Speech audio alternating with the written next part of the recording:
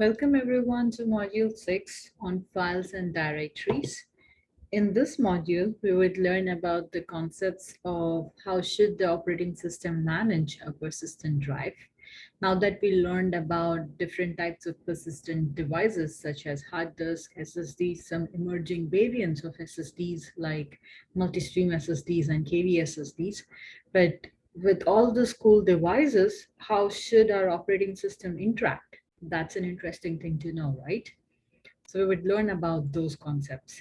What APIs do we need to interact with these devices? What are the important aspects of implementation of these APIs? What are the abstractions of different storage devices? And what tools can we use to trace different system calls that manages these storage devices? We would be looking into different options of creating, reading, writing, deleting, how to perform these different options on files and directories. We would take a brief look at the concept of symbolic links. And finally, we would see how to make and mount a file system.